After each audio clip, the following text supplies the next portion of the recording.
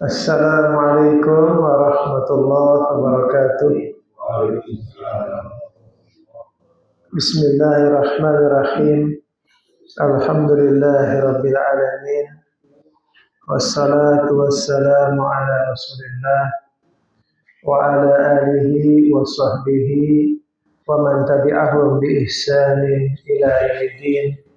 Amma ba'd. Ma'asyiral muslimin rahimani wa rahimakumullah. Kita bersyukur kepada Allah Subhanahu wa taala pada malam hari ini Allah Subhanahu wa taala masih memberikan kenikmatan pada kita. Nikmat iman, nikmat Islam, dan juga nikmat bisa beribadah kepada Allah Subhanahu wa taala. Ini nikmat yang besar yang Allah tidak berikan kepada semua orang nikmat ini. Ya, kalau kita perhatikan dengan tema kita malam hari ini yaitu kisah tabi'in Ibnu Sirin. Ya. Nah ini kenapa kita pelajari sirah sejarah seperti ini? Ini berangkat dari hadis Rasulullah Sallallahu Alaihi Wasallam, di mana Rasulullah mengatakan khairun nasi qarni, summa ladina yalunahum, summa ladina yalunahum. Sebaik-baik generasi adalah generasiku, kata Nabi, yaitu generasi Rasulullah dan para sahabat. Kemudian summa ladina yalunahum, summa ladina yalunahum. Kemudian generasi yang setelahnya yaitu generasi tabi'in. Kemudian summa ladina yalunahum. Kemudian generasi setelahnya yaitu tabi'ut tabi'in. Ya. Nah, generasi para sahabat dan generasi Rasulullah Sallallahu Alaihi Wasallam sudah banyak dibahas. Ya. Nah, pada hari ini insya Allah kita akan membahas kisah tabi'in Ibnu Sirin. Ya. Tabi'in ini adalah muridnya sahabat. Ya. Muridnya sahabat. Nah, makanya kita akan dapatkan biografi beliau. Sebagian besar kita ambil dari kitab Syiar A'lamin Nubala yang ditulis oleh Imam Az-Zahabi Syamsuddin Muhammad bin Ahmad bin Utsman Az-Zahabi. Ini adalah sebuah kitab yang membahas tentang biografi para ulama. Ini namanya kitab Syiar A'lamin Nubala. Nah, di sini tentang Ibnu Sirin, nama beliau adalah Muhammad bin Sirin. Ya, namanya adalah Muhammad bin Sirin. Kemudian disebutkan oleh Imam Az-Zahabi, huwa al-imam. Muhammad bin Sirin itu adalah seorang imam. Nah, kemudian Syekhul Islam. Beliau Syekhul Islam. Maksudnya ketika dikatakan Syekhul Islam, berarti beliau seorang ulama tabi'in. Ya. Dikategorikan seorang ulama tabi'in. Ya. Kemudian Al-Basri, ya. Al-Basri, beliau itu dari Basrah, ya. Dari Basrah. Maula Anas bin Malik, ya. Ayah beliau itu adalah bekas budak dari Anas bin Malik, ya. Khadimu Rasulullah Sallallahu Alaihi Wasallam. Ya, jadi ayah beliau itu adalah seorang bekas budak Anas bin Malik radhiyallahu anhu. Ya. Nah, kemudian berkata qala Anas bin Sirin, berkata Anas bin Sirin. Anas bin Sirin ini adalah saudara kandung dari Muhammad bin Sirin, ya. Saudara kandung dari Muhammad bin Sirin. Nah, Muhammad bin Sirin di sini disebutkan maula Anas bin Malik. Beliau bekas budak dari Anas bin Malik, ya, Muhammad bin Sirin. Ayahnya bernama Sirin, ayahnya. Nah, Muhammad bin Sirin ini bekas budaknya Anas bin Malik. Nah, berkata Anas bin Sirin ini adalah saudaranya, saudara Muhammad bin Sirin. Ulida akhi Muhammad di sanatain baqita min khilafati Umar. Ya, lahir Muhammad bin Sirin atau Ibnu Sirin itu 2 tahun sebelum kekhalifahan Umar bin Khattab berakhir. Ya, Khalifah Umar bin Khattab berkuasa sekitar 10 tahun. Ya, di 2 tahun terakhir sebelum di tahun ke-8 kekuasaan Khalifah Umar bin Khattab lahirlah Muhammad bin Sirin atau Ibnu Sirin. Nah, jadi beliau lahir dalam keadaan Rasulullah Sallallahu Alaihi Wasallam sudah meninggal, sudah wafat. Ya, beliau lahir di masa pemerintahan Umar bin Khattab radhiyallahu anhu. Kemudian ya mengatakan dalam kitab Syiar A'lam Nubala dikatakan sami'a Abu Hurairah. Muhammad bin Sirin Ibnu Sirin ini mendengar hadis dari sahabat Abu Hurairah, wa Imran bin Husain, dan dari sahabat Imran bin Husain, wa Ibnu Abbas, dan juga beliau mendengar hadis dari sahabat Abdullah bin Abbas, wa Adi bin Hatim. Beliau juga mendengar hadis dari sahabat Adi bin Hatim, wa Ibnu Umar. Beliau juga mendengar hadis dari sahabat Ibnu Umar, Abdullah bin Umar. Nah, antum perhatikan ini. Guru-guru dari Muhammad bin Sirin, Ibnu Sirin adalah sahabat-sahabat yang terkenal dengan keilmuannya di zaman Rasulullah Sallallahu Alaihi Wasallam. Kemudian juga di antara guru Muhammad bin Sirin itu adalah Ubaidah As-Salmani. Ya. Kemudian Anas bin Malik, ya, bekas majikannya, tuannya. Jadi maula itu adalah bekas budak. Muhammad bin Sirin itu pernah menjadi hamba sahaya dari Anas bin Malik. Pernah.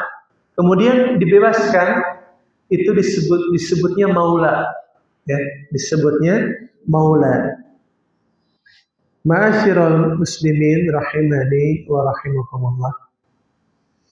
Ya. Baik. Di sini panjang penjelasannya, tapi secara ringkas kita ketahui bahwa Muhammad bin Sirin ini adalah ulama dan juga ahli fikih yang banyak meriwayatkan hadis Rasulullah Sallallahu Alaihi Wasallam. Ya, itu secara ringkas. Kemudian disebutkan dalam kitab yang lain, yaitu Tabaqat Ibnu Sa'ad. Ya, berkata Muhammad bin Sa'ad, Muhammad bin Sirin adalah orang yang dapat dipercaya, berpengetahuan luas, sangat dihormati. Beliau seorang imam yang wara itu sederhana, ya. Dan juga beliau Muhammad bin Sirin punya tekad yang tinggi untuk belajar ilmu syar'i, untuk belajar ilmu agama. Itu Muhammad bin Sirin. Beliau luar biasa semangatnya dalam mempelajari agama Allah Subhanahu wa taala. Ma'asyiral muslimin rahimani wa rahimakumullah. Kemudian disebutkan juga ya dalam kitab Syiar A'lam Nubala, ya, dikatakan tidak ada seorang pun yang berasal dari Basrah yang lebih tahu tentang hukum daripada Muhammad bin Sirin. Ini tazkiyah untuk Muhammad bin Sirin atau dikenal Ibnu Sirin. Di Basrah tidak ada seorang pun yang belajar dari Basrah yang lebih mengetahui tentang hukum halal haram dibandingkan dengan Muhammad bin Sirin atau Ibnu Sirin. Kemudian berkata Al-Khatib Al-Baghdadi, Muhammad bin Sirin adalah seorang ulama fikih fuqaha dari Basrah. Ya. Nah, ini Imam Khatib Al-Baghdadi, seorang ulama dari Baghdad, ya. Seorang yang banyak menulis kitab tentang ilmu hadis. Itu Al-Khatib Al-Baghdadi.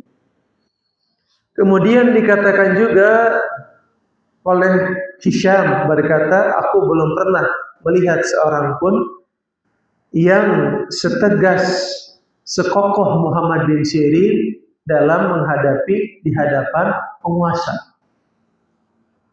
Nah, ini menunjukkan apa? Beliau kokoh pendiriannya di dalam berpegang teguh dengan Al-Quran dan Sunnah. Nah, kemudian juga Muhammad bin Sirin ini dikenal sebagai seorang ulama yang bisa menafsirkan sebuah mimpi.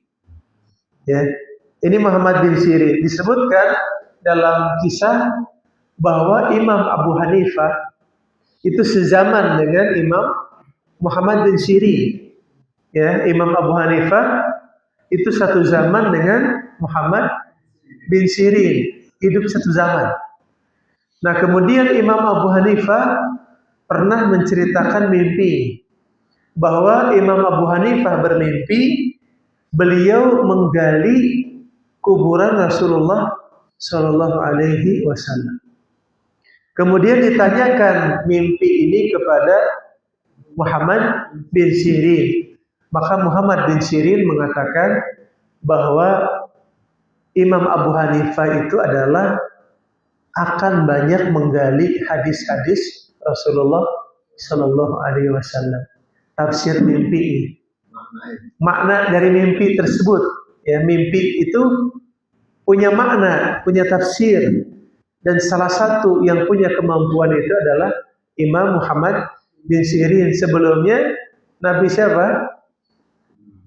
Nabi Isa, Nabi Yusuf, ya, Nabi Yusuf, iya, yang bisa menafsirkan mimpi Nabi Yusuf alaihissalam, sebagaimana dalam surat Yusuf.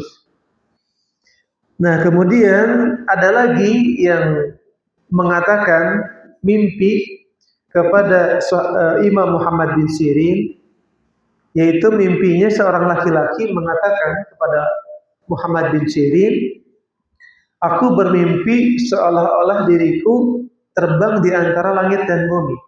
Ada seorang yang mimpi terbang, ya, di antara langit dan bumi, terbang. Apa tafsir mimpinya? Kata Muhammad bin Sirin, kamu adalah lelaki yang banyak keinginannya. Ini tafsir mimpi. Ketika dia bermimpi terbang di antara langit dan bumi, tafsir mimpinya adalah kamu adalah orang yang banyak keinginan. Nah, ini hidayah taufik, ilmu dari Allah Subhanahu wa taala. Tidak semua orang diberikan ilmu tafsir mimpi.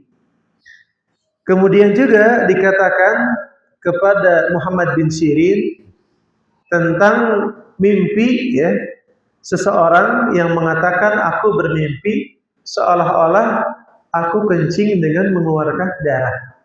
Kencingnya kencing apa? Darah. Apa tafsir mimpi ini? Ini dijawab oleh Muhammad bin Sirin.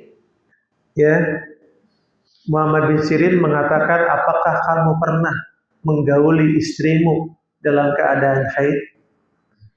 Jawabannya iya. Itulah tafsir mimpi. Ketika dia bermimpi kencing, ya, buang air kecil, darah, itu menurut Imam Muhammad bin Sirin, orang ini pernah menggauli istrinya dalam keadaan istrinya sedang haid. Dan orang ini menjawab iya. Nah, itu tafsir mimpi. Ya. Dari mana Imam Muhammad bin Sirin tahu tafsir mimpi ini? Itu kemampuan yang Allah berikan kepada Imam Muhammad bin Sirin. Tidak semua orang bisa. Ya. Nah, kemudian dalam kitab Syiar A'lamin Nubala berkata Imam Muhammad bin Sirin, innal ilma atau innal ilma minad din. Sesungguhnya ilmu itu adalah bagian dari agama. Falyanzur ahadukum Ya. Nah, hendaklah kalian memperhatikan dari mana kalian mendapatkan ilmu agama. Ya. Nasihat dari Imam Muhammad bin Sirin bahwa sesungguhnya ilmu itu agama. Ya, maksudnya apa? Kita harus mengambil ilmu dari orang-orang yang terpercaya, yang sesuai dengan Al-Quran dan Sunnah. Sekarang banyak orang-orang yang dia menyeru, seakan-akan menyeru kepada Allah Subhanahu wa Ta'ala, seakan-akan berdakwah, tapi isi dakwahnya tidak sesuai dengan Al-Quran dan Sunnah. Ini ditekankan oleh Imam Muhammad bin Sirin, ilmu itu agama, maka lihatlah dari mana kalian mengambil ilmu, dari siapa. Jangan mengambil ilmu dari orang gila. Orang gila di jalan, diambil ilmunya. Belajar. Ya. Itu tidak boleh. Harus memperhatikan dari mana ilmu ini kita dapatkan. Ilmu Al-Quran dan Sunnah. Nah kemudian, ya, di sini disebutkan bahwa seseorang bertanya, beberapa orang bertanya kepada Imam Muhammad bin Sirin. Ya. Kata mereka, kami sudah berusaha menemui Anda, wahai Imam. Maka berilah kami ilmu hukum halal haram. Ya. Kemudian berkata Muhammad bin Sirin, aku tidak pernah menghalalkan apa yang diharamkan Allah Subhanahu wa Ta'ala. Ini sifat wara', ya. Sifat wara' bagaimana? Tidak bermudah-mudah dalam mengeluarkan fatwa ini halal, ini haram. Itu sifat wara'. Hati-hati, sifat wara' itu berhati-hati dalam bersikap atau memberikan fatwa. Berbeda dengan zaman sekarang. Di zaman sekarang orang sangat bermudah-mudah memberikan fatwa. Padahal di zaman Muhammad bin Sirin, di zamannya Imam Abu Hanifah, itu orang-orang hati-hati dalam memberikan fatwa, terutama yang halal dan yang haram. Kalau kita mengatakan sesuatu itu halal, padahal itu haram, itu berbahaya ya? Sangat berbahaya. Ingat kisah sahabat Adi bin Hatim, ketika sahabat Adi bin Hatim memakai kalung dari apa? Emas dengan salib, ya. Bagaimana Rasulullah melihat kalung tersebut? Suruh dilepaskan, ya. Suruh dilepaskan oleh Rasulullah, buang, bahkan suruh dibuang oleh Rasulullah. Kemudian Rasulullah membacakan ayat, ya, dalam surat At-Taubah.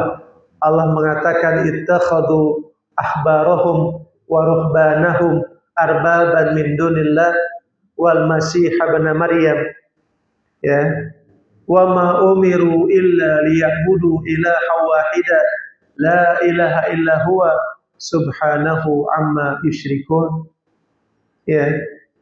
Kemudian Rasulullah membacakan ayat kepada sahabat Adi bin Hatim, di mana ayat tersebut mengatakan ittakhadhu ahbarahum wa ruhbanahum arbaban min dunillah.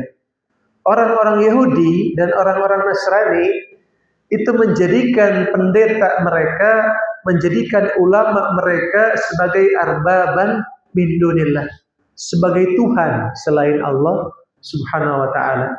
Wal masih ibn Maryam, dan Nabi Isa, ya, ibnu Maryam, itu dijadikan Tuhan oleh orang-orang Nasrani.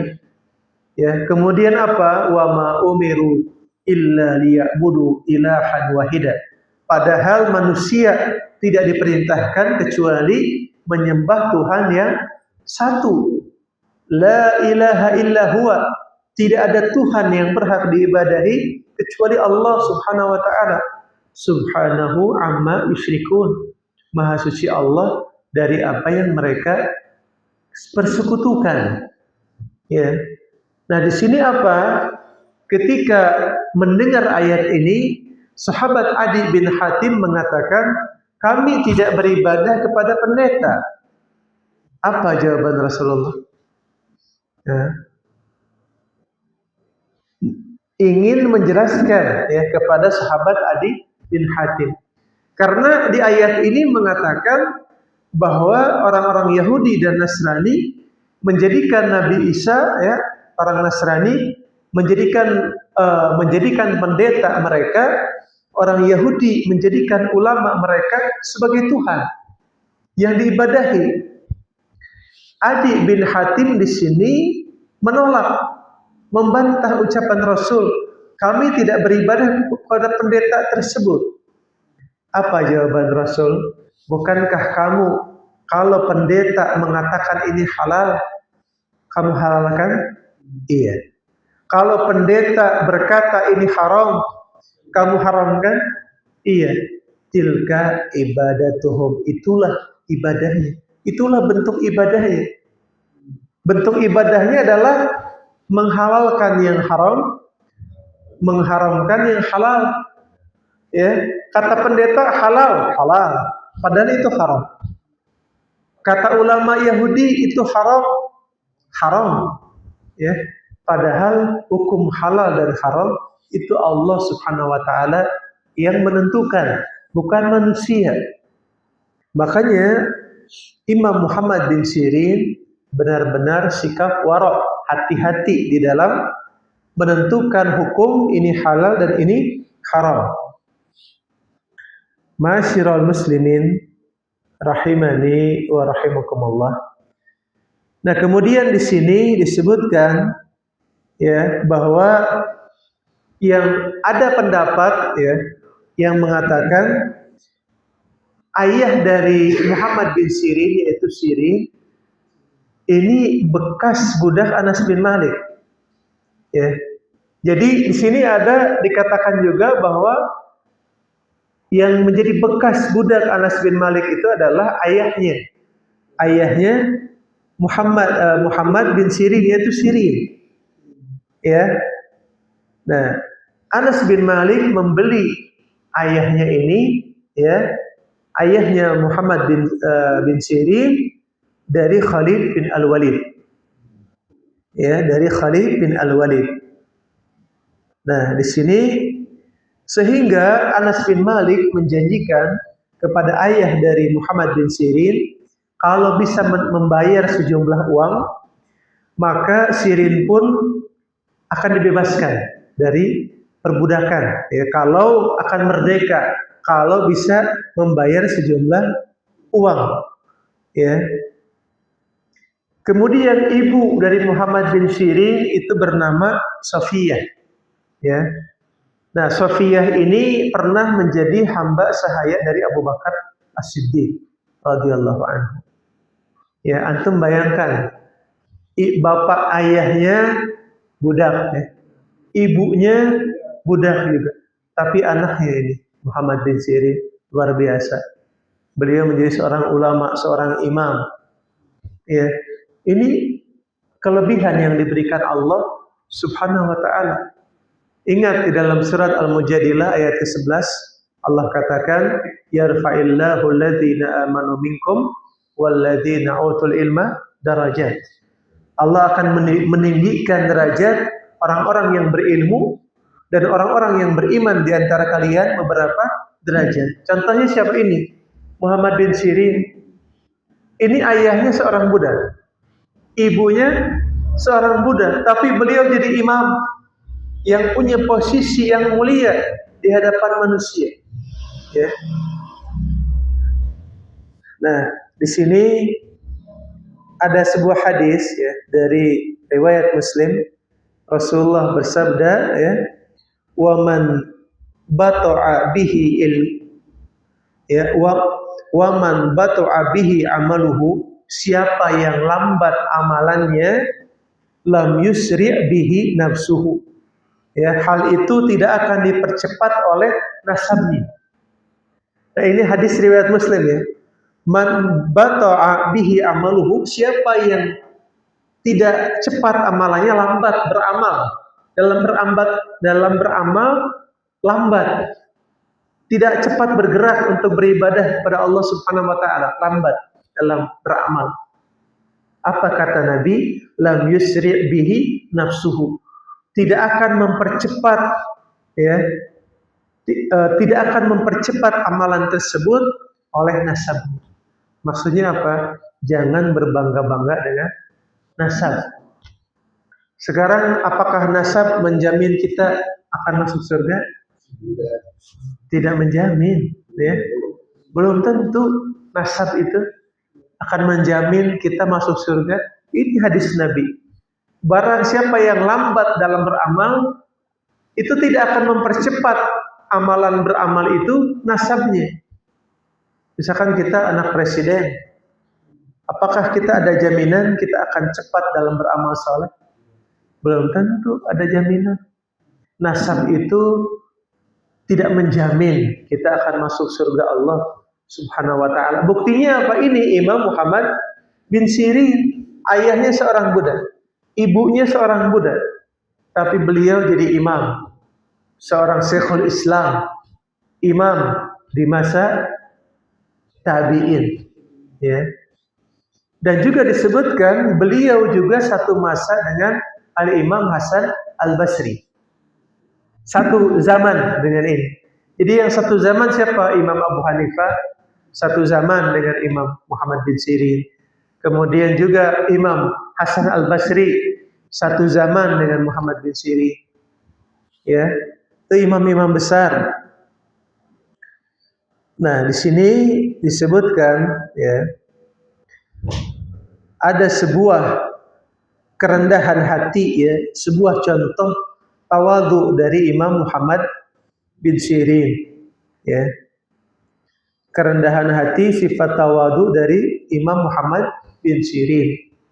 Disebutkan bahwa ada seseorang yang datang menemui Imam Muhammad bin Sirin. Kemudian dia menceritakan mimpi, ya. Menceritakan sebuah mimpi. Mimpinya bagaimana? Dia melihat seekor merpati memakan mutiara. Ya. Kemudian keluarlah dari merpati itu sesuatu yang lebih besar dari apa yang dia makan. Ya, merpati makan mutiara, kemudian keluar dari merpati itu sesuatu yang lebih besar daripada yang dia makan itu. Kemudian aku lihat merpati yang lain memakan mutiara. Ya, kemudian keluar yang lebih kecil dari mutiara tersebut. Kemudian aku lihat lagi merpati yang lain memakan mutiara. Ya. Kemudian keluar lagi sama besarnya. Ya. Apa tafsirnya? Ditanyakan kepada Imam Muhammad bin Sirin. Kemudian Imam Muhammad bin Sirin mengatakan yang pertama itu merpati pertama itu adalah Imam Hasan Al-Basri. Ya, itu merpati yang pertama. Maksudnya apa? Imam Hasan Al-Basri dia mendengar hadis Rasulullah Sallallahu Alaihi Wasallam, mendengar hadis, ya, kemudian disampaikan lagi dengan faidah-faidah, dengan hikmah-hikmah yang banyak, ya. Jadi mendengar sebuah hadis, dari hadis ini disampaikan tidak hanya hadis yang disampaikan, tapi hikmah-hikmah, faidah-faidah dari hadis ini. Ini adalah Imam Hasan Al-Basri, merpati yang pertama. Kemudian merpati yang kedua, ya, merpati yang kedua itu adalah Qatadah, ya. Atau merpati yang kedua itu adalah Imam Muhammad bin Sirin. Yang tadi merpati yang kedua makan mutiara, tapi yang dikeluarkannya lebih kecil daripada yang dimakan. Itu Imam Muhammad bin Sirin, beliau sendiri. Ya. Kemudian merpati yang ketiga itu adalah Qatadah. Ya. Qatadah ini tabi'in juga yang satu zaman dengan Imam Muhammad bin Sirin. Maksudnya apa? Imam Muhammad bin Sirin tawadhu, beliau tidak memposisikan dirinya di posisi merpati yang pertama, dia enggak. Ya. Dia tidak, dia memposisikan di yang lebih kecil, mutiaranya yang dikeluarkan merpati itu lebih kecil. Itu tawadu beliau, tawadu Imam Muhammad bin Sirin, ya. Kemudian, ya, disebutkan dalam Tarikh Dimashqi kitab, ya. Tarikh Dimashqi ini kitab sejarah tentang Damaskus, ya. Sejarah tentang Damaskus. Itu ulama-ulama Damaskus gitu. Ulama-ulama di Damaskus, ya, Suriah, ya. Itu ada sebuah kitab namanya Tarikh Dimashqi, ya. Itu yang ditulis oleh Imam Ibnu Asakir, disebutkan oleh Hisham bin Hasan bahwa beliau menceritakan tentang Muhammad bin Sirin.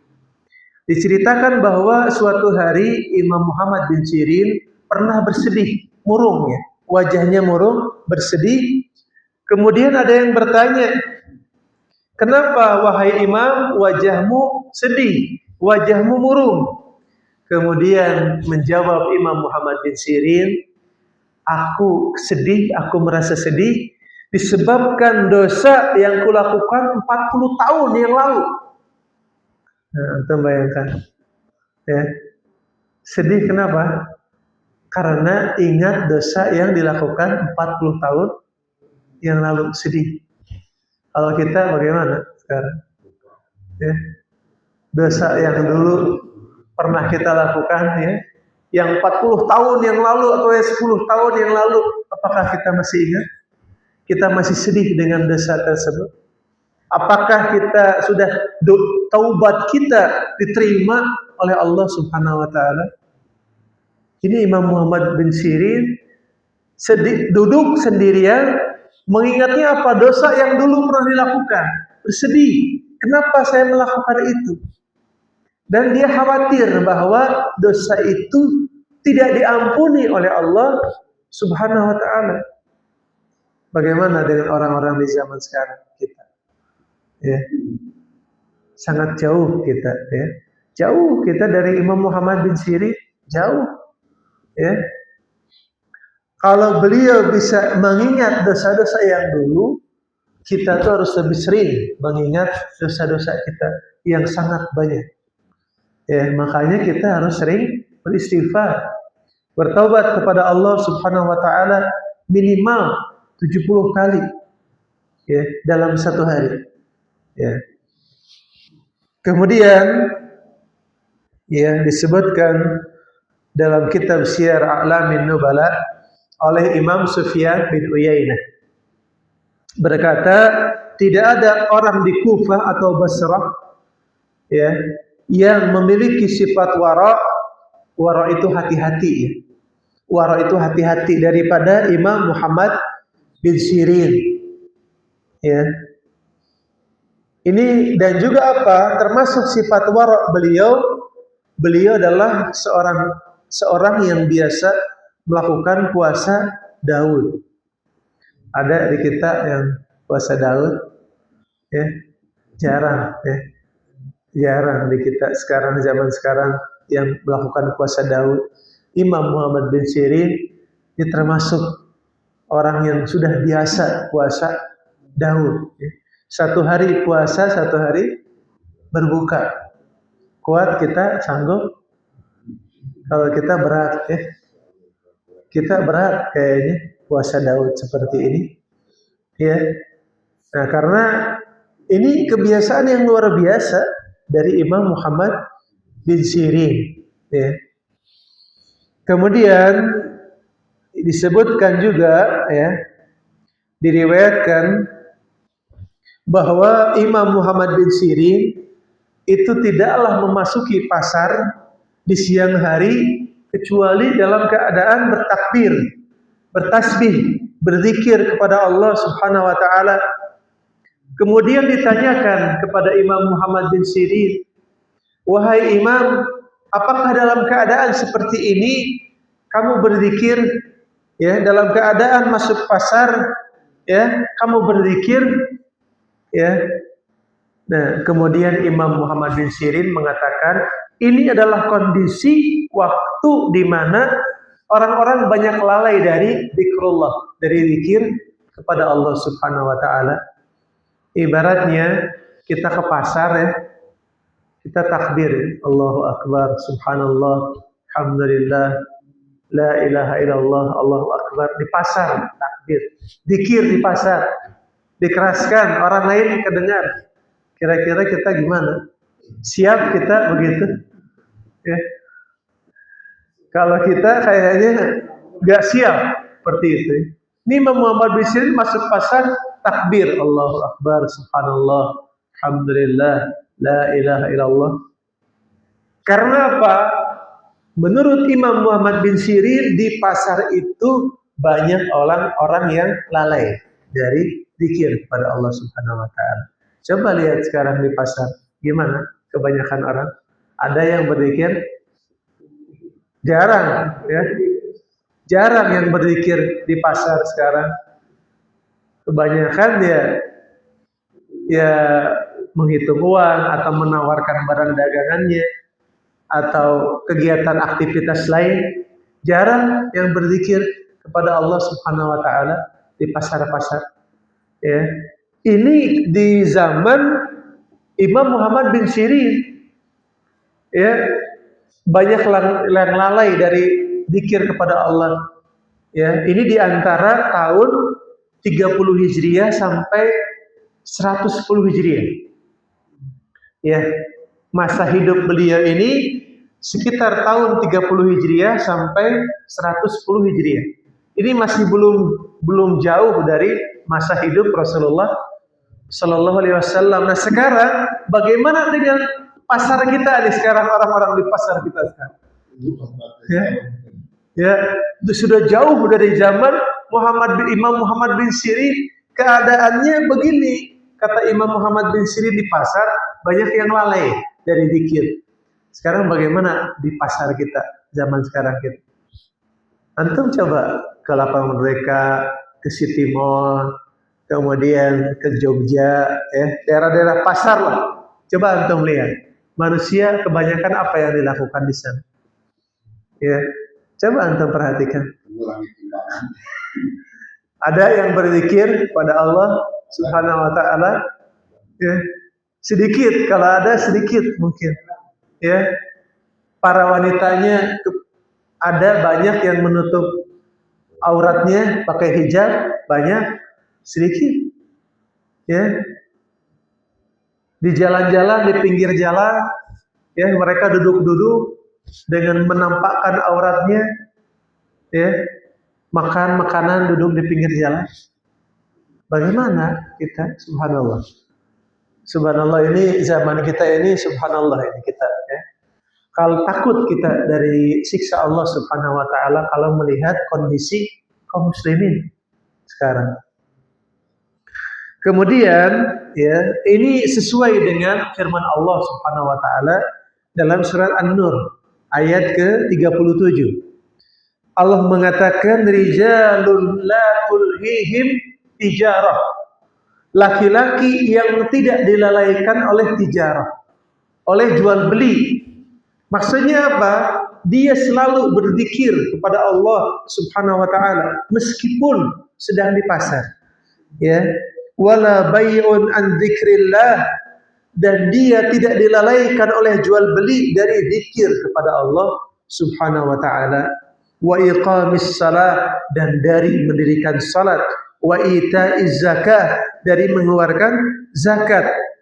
Yakhafuna yauman, mereka takut suatu hari, tataqallubu fihil qulub wal absar, suatu hari di mana hati dan penglihatan ini bergoncang, yaitu hari kiamat. Kita bisa memastikan kita dalam kondisi kiamat. Kecil itu apa? Al-maut, kematian. Itu kiamat bagi kita pribadi, ya. Kiamat bagi kita masing-masing kita apa? Al-maut, kematian. Maksudnya apa? Apakah kita merasa aman dari kematian yang akan datang kepada kita? tidak merasa aman. Apakah kita merasa aman ketika kita ke pasar? Kita tidak akan meninggal di sana? Tidak. Nah, makanya Imam Muhammad bin Sirin berupaya untuk zikrullah, menghidupkan zikir. Meskipun sedang di pasar.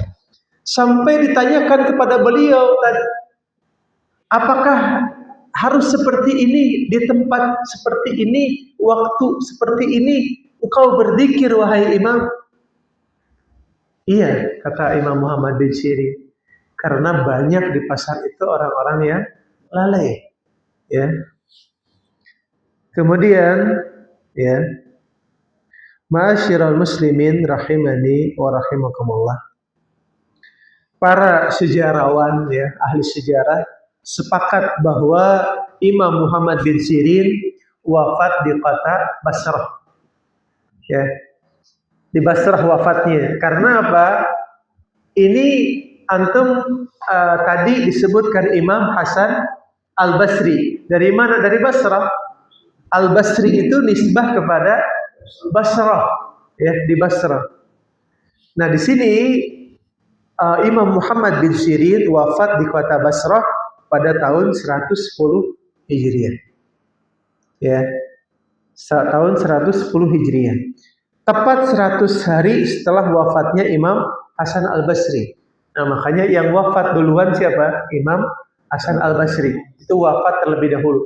Setelah Imam Hasan Al-Basri wafat, kemudian wafatlah Imam Muhammad bin Sirin. Ya. Nah, tinggal kita sekarang. Kita kapan meninggal? Ya, tinggal kita pertanyaan, ya kan? Pertanyaannya kita. Makanya apa? Yang kita selalu kata-kata yang menjadi motivasi kita, tetap lanjutkan perjuangan jihad sampai mati. Itu slogan kita. Tetap lanjutkan perjuangan jihad sampai mati. Perjuangan jihad itu apa? Ibadah. Menuntut ilmu agama, ya, belajar, ya. Kemudian beramal saleh, berdakwah, itu jihad. Sampai kapan? Sampai mati. Itu slogan kita.